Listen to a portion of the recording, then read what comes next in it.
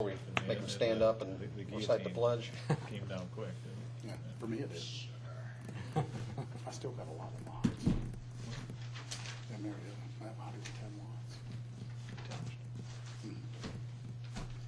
Single family, small lots, but they're high dollar lots. I may deal with this, not selling them anytime soon. Oh. Waiting for these guys to finish their cards.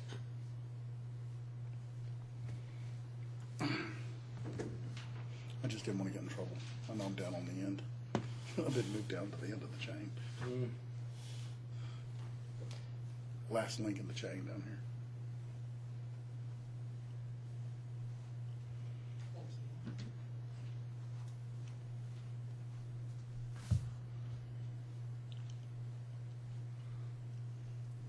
Should be a very short meeting. Yeah.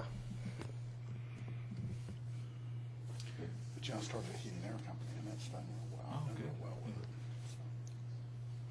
So. I think the important part is your home address and your name and your signature. That's Okay. I started That's one in person. 08. Is that something you knew how to do, or No, I taught myself. just running the heating air? Pretty much. Sir, do you plan on speaking this evening? Making any comments? Okay, very good. Just here. Welcome. So I don't see on the form where to sign. Is there a place? Maybe you don't. I'm not certain. Angela, does he need to sign anything? Just put his name and address. Yeah, just name and address and whether or not you've done I don't have one in case I can do that. Okay, at this time, I'd like to call to order the Design Review Board for the City of Milton's July the 10th, 2012 meeting. And we'll begin by introducing the board members. We can start on my left. Carl Hayes, Tim Bryan. Mark Meckus. Steve Check. Marty Littleton. I'd like for everybody to please rise. We're going to recite the pledge, please. If you could join us. I pledge allegiance to the flag of the United States of America and to the republic for which it stands, one nation, under God, indivisible, with liberty and justice for all. Thank you.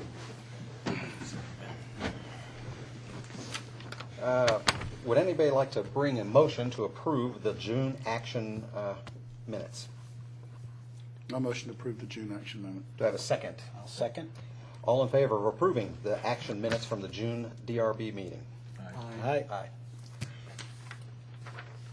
The action minutes are carried. First, no, there's no demolition. We're going to speak to Milton Cuisine and Cocktails. Is Milton Cuisine and Cocktails here this evening? I think so. Huh. Okay. Well, we could discuss this. I think in our pre-meeting, we felt like this was pretty cut and dried, honestly. Doesn't look like there's any issues. I don't know that we're willing to ask any questions about it. Angela, did you see any infractions on setbacks or? No, they're well within the setbacks, dumpsters out of the setbacks, the materials on the addition are the exactly what's there now. So they're in compliance in all things we request? Are they moving the dumpster, or is it? And they're splitting the lot with, the building over there to the right, and they've been using that dumpster, so Okay. now they need their own. Gotcha. This is new. You know, I looked at it today, and it's going to be quality, whatever it is. I mean, they do a great job. The only thing I thought, is,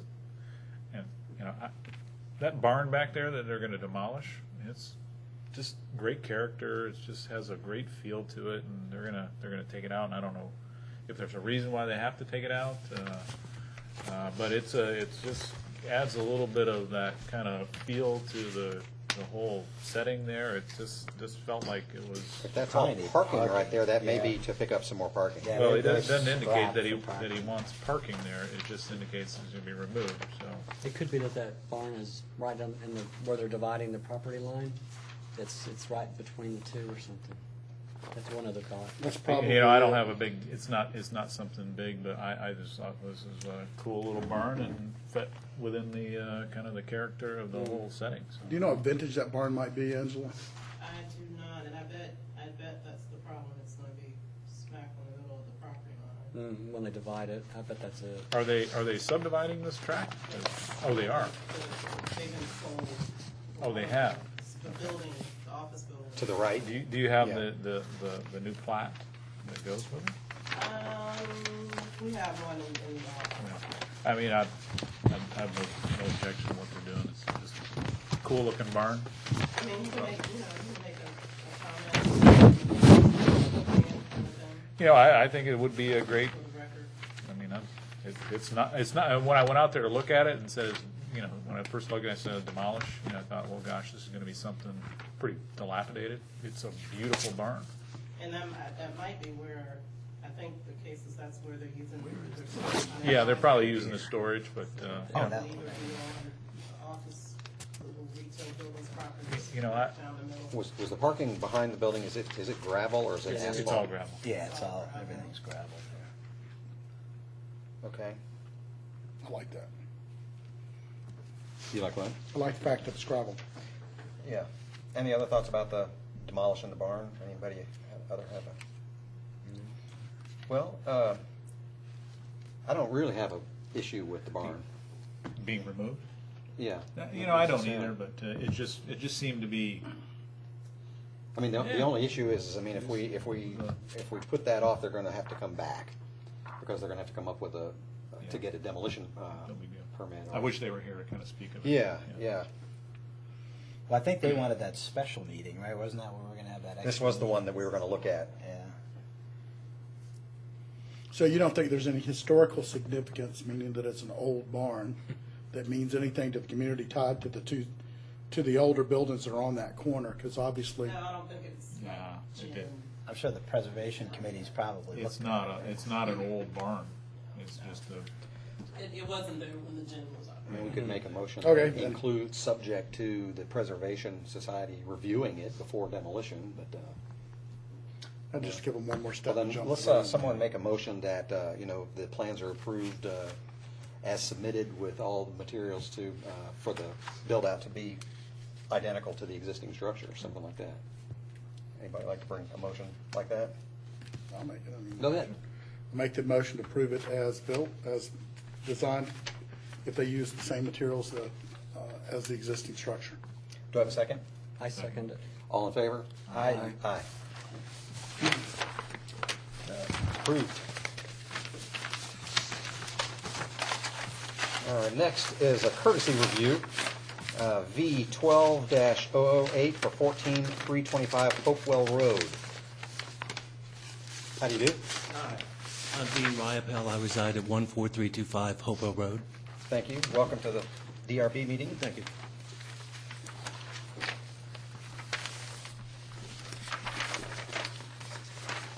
We didn't know that there was a conservatory back there. I mean, they just pretty well. Been there since '99. Yeah, yeah.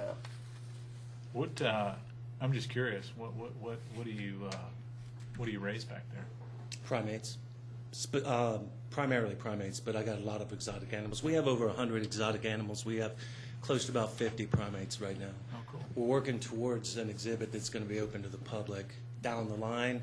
We want to get it open within a year, but be fully functional in 2014. How big are your primates? The largest we are going to have is what's called a black-handed spider monkey, which maxes out at 19 pounds. We have nothing large.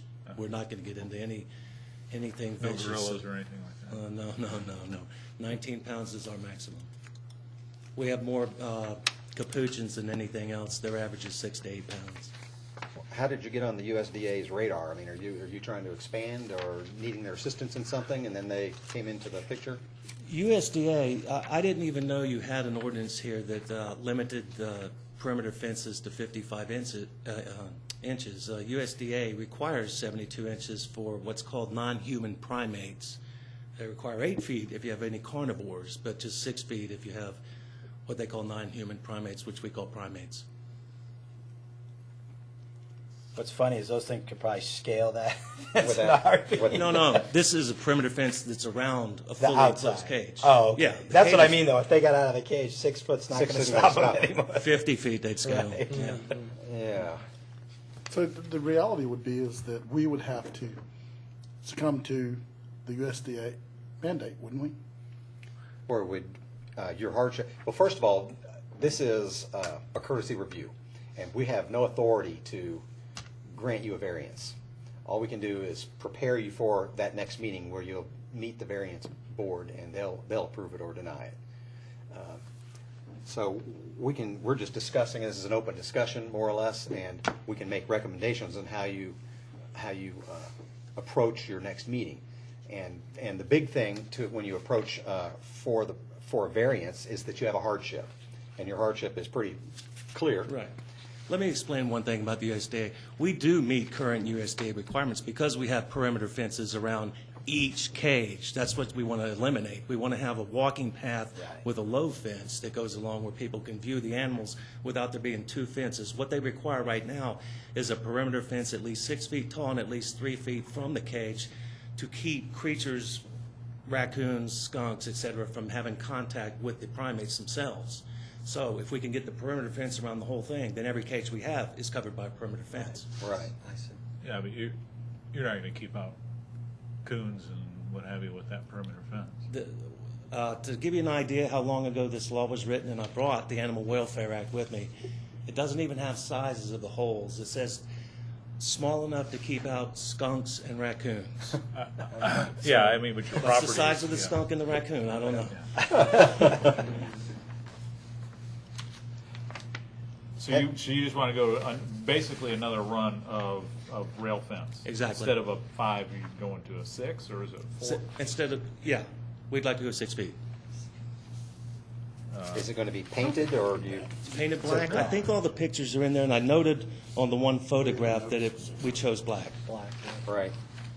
I think that, for me, that looking at the concept fence that you have here, the average American public that drives by there is not going to be able to determine that that is a 6-foot fence or I agree. a 55-inch Yeah. fence. So from my perspective as a board member, I wouldn't see a problem what you have to comply with the USDA, because I don't think that it obstructs us in terms of the visual impact that you might have on the community. If anyone knows my property, much of the fencing that's been there since the mid-'70s is obstructed by trees anyway. Yeah.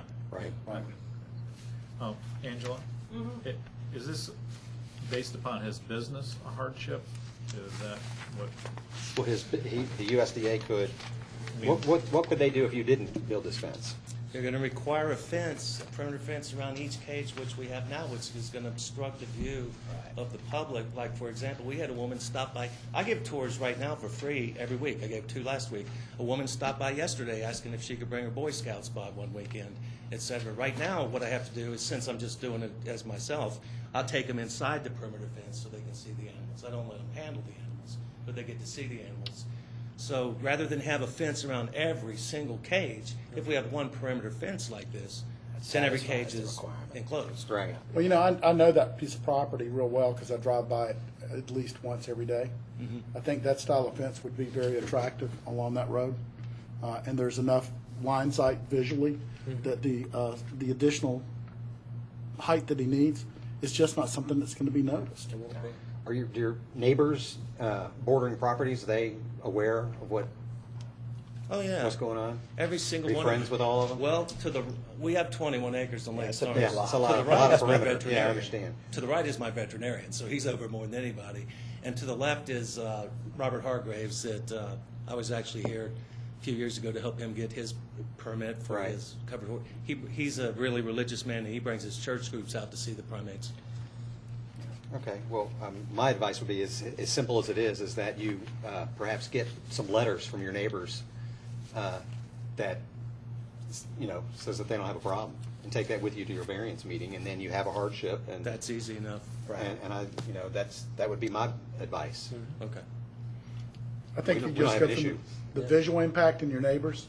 I think that's something easy for people to see, and the fact that you have to comply with the USDA, and it's certainly going to be cheaper for you to put the fence along that front perimeter than it is around every cage. Thank you. Now I have one question now. Since we have 21 acres, to my right is 15 and to my left is 18. Is the neighbor this side and the neighbor this side and a couple across the street enough? Yeah. I would think so, I would absolutely. think so, yeah. Okay. Just somebody that touches your property. Yeah. Just You those know, two of them. If they Yeah. touch your property or they're right across the street, I think they would be good to go to those neighbors and say, would you mind signing this That's easy. acknowledgement that we're fine with this. That's easy. Yeah, well, good, good All luck. right. Thank you. Thank you. Do we have any public comment on this application? Okay, thank you. I just want to say thank you for doing what you do. I drive by there all the time and wonder what's back there.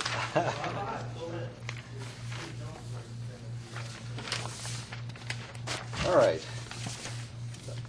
Our last application this evening is V12-009-105 Sable Point Drive. Good evening. My name's James Rossi. I live at 105 Sable Point Drive. So this is a variance for a 6-foot-high opaque fence Right. along a right-of-way. So you heard what I said earlier about variances, that we really have no authority to approve or deny variances. That's handled by another board, but because there'll be a fence and it has a design and a color, we get to look at it first and help you prepare for your hopefully your final meeting. Okay, yes. Agreed. So what is your hardship?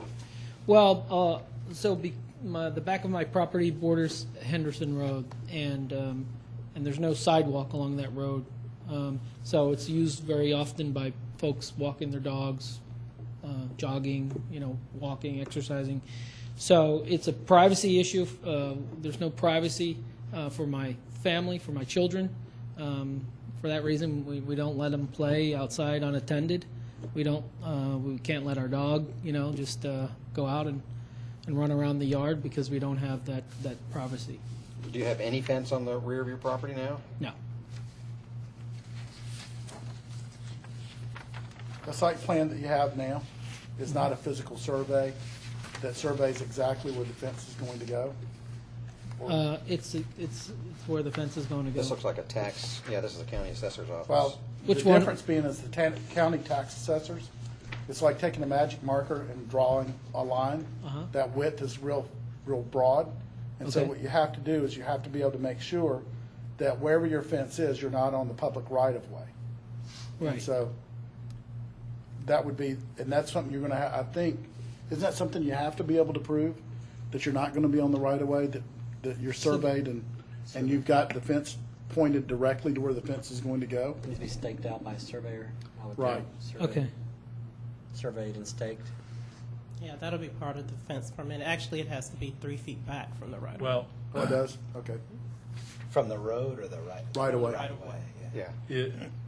my only my comment about what you said, the privacy and what have you, the standard is the horse fence. So when the next person comes in and says, I want a privacy fence because I want privacy, how should we respond? That's a question to me. Yeah, I mean, Well, I think my property is unique in the sense that it's the backyard that borders the right-of-way. Usually it's a front yard. I also think that from the topography of the land, from the right-of-way, there's a pretty significant slope down. The fence, the location of the fence is 4 feet down the slope, and it's obscured by evergreen shrubs. Some terms of, disruption of sight for drivers, or even the aesthetic part, it's obscured from view. But it's enough to provide a privacy to my family so that my children aren't in plain sight of folks that happen to be walking by. No, I understand. I'm just saying the standard is the horse fence. I'll burn the horse. So I'm just concerned about everybody coming and saying, I don't want a horse fence, I want a privacy fence. Are we Because- talking about a dog-eared fence? It's a dog-eared fence, 6 foot. board on board. 6 foot dog Painted dog black. fence? Angela, you see what I'm saying? This is, I mean, The only thing, what would prevent the next person from coming in and going, hey, I want privacy instead of the I don't think aesthetic anything look? would. Huh? I don't think anything would. I mean, I mean, I'm it's going to be in his boat in a year, so I'm hoping it gets approved. Well, I'm just saying, well, why have an ordinance? Well, you have the ordinance, hopefully, so that when a new subdivision gets put in, they go with that. And But yeah, people with the existing Well, this is a- homeowners. this is a Yeah, new- they this want is a that new fence. particular look, and Right. as things happen to the existing fences like yours, Yeah, I mean, eventually everything will Yeah, come it's into one thing to compliance. replace an existing fence, but it's one thing to put up a new fence. you know. Well, in building a case for yourself, you want to, you maybe find another property that's nearby that has a similar fence. And we've had that too, yeah. Yeah. It's like, oh, my neighbor has this, why Right. can't I do it? Well, eventually, that neighbor will replace his with the horse fence. Because you'll be asked that question at the next meeting. Okay. Or something similar, so be prepared. Okay. Know that one. I'm sure you can find somebody who's got. I know of examples in Milton that have privacy fences along a right of way. Right. Some I've recent. seen 'em. I mean, some, Take some pictures of a lot are probably older. Go get a picture Yeah, of the guy older working ones, that yeah. rock wall for Yeah. the last 20 years. Yeah, well, I mean, they're probably older existing fences, I mean. Yeah, but, right. There are many that are from probably prior to the existence And of that's no Milton. guarantee that's going to get you your variance, but, I mean, you're not setting precedence, it's already out there. I know, but I know of one example of a newer fence, probably within 6 months. I just along write, a write right-of-way. down that address, too, Okay. where that is. Instead of just taking a photo, just write down. And, you know, the other thing is that if there are, the properties that are going to be facing that fence, the property owners that are going to be viewing that fence, Okay, And there are. you know, it's certainly not going to help you to get their endorsement. okay, And Does take your- that with you. right. Does your neighborhood tell you what type of fences that you can build? That's a second layer sometimes. Right. Your Sometimes HOA. a My neighborhood HOA, we do have covenants in our community, and there are fence requirements. I've already gotten approval from the HOA, Okay. and there are many other homes in our neighborhood that have similar fences. The difference is their backyard doesn't lie along a right-of-way. Probably good to have that letter, too. Take that with you as that well. they've Okay. Well, approved. that And I- is and I have specifically the point of the ordinance. I mean, along the right-of-way. I mean, it's kind of, I see what you're saying. I got backyard that backs up to the right-of-way, but the ordinance for fencing is for for visual along main thoroughfares, like Henderson Road. Can I give you another idea that might, have you ever, I was a builder for 25 years. Okay? And I will tell you that I have built a lot of dog-eared fences. I would tell you that if you go back and look at a 5-year-old dog-eared fence, it looks horrible. Terrible. Right. Yeah. And so really the thing that I would, you got Leland cypresses there, and the city of Marietta passed an ordinance against dog-eared fences. And so when you're trying to get privacy, we did this. We planted Leland cypresses, and in between the Leland cypresses, we put up a board and batten type 6-foot wide fence.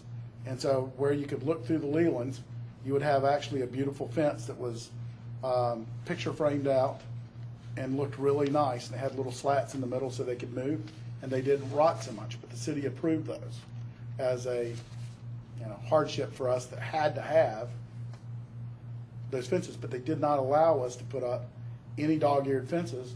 And what city council members kept doing to me is they would bring me pictures of 5 to 10-year-old dog-eared fences and say, look, you're going to build this house, you're going to be gone, and we're going to have to live with this. So my only thing would be is to look at possibly different styles that may look a little more aesthetically pleasing on the long term.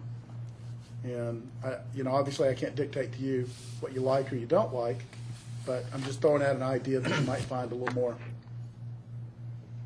Okay. soothing to somebody that might not want to do a privacy fence like that. Okay, thank you.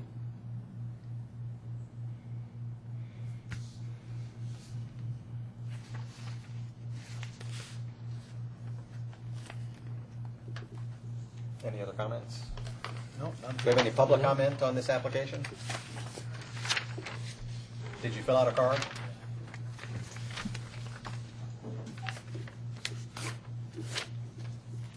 I thought you were just observing. He's got the city. You got council, riled he up, can maybe uh-oh. have some perspective on it. So. Notre Dame.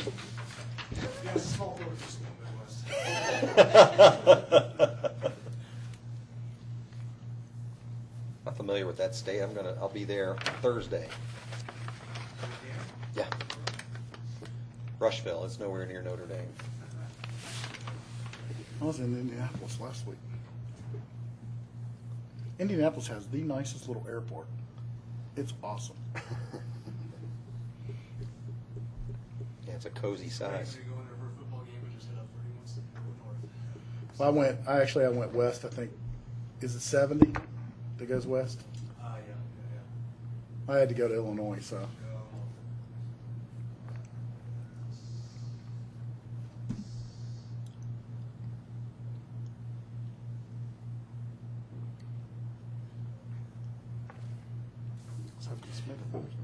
Steve, I'm not trying to diminish your point at all. Well, I know, I mean, if you're gonna have an ordinance, Why? What's the point of having one? right, I mean, if everybody's gonna ask, well, I wanna do this, I think that's a valid question, but Yeah. unfortunately, that's not really in our purview it to. is more of a question. Yeah.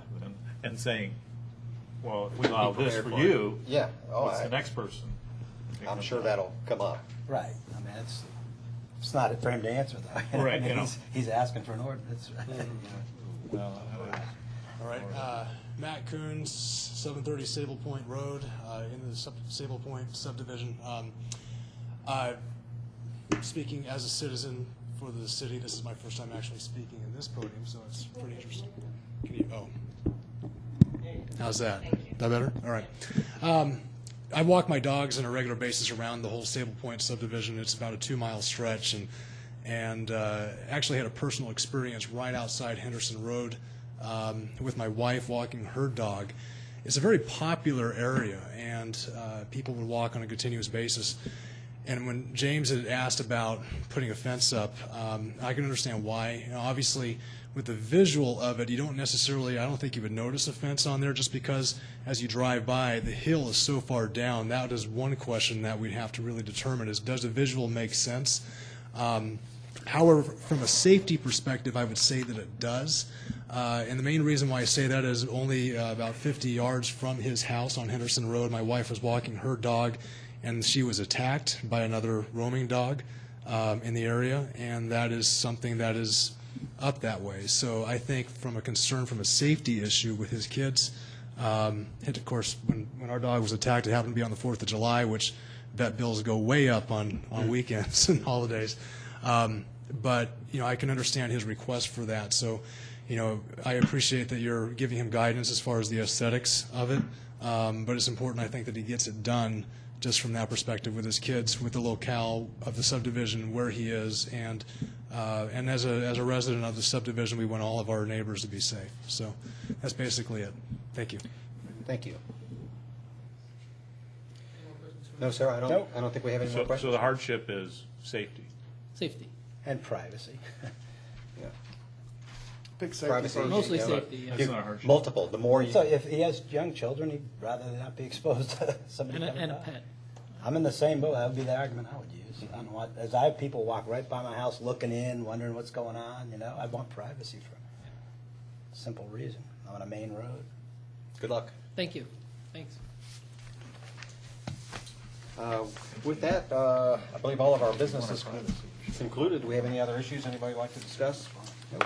And then at this time, I adjourn the July 10th Design Review Board for the City of Milton meeting. Thank you.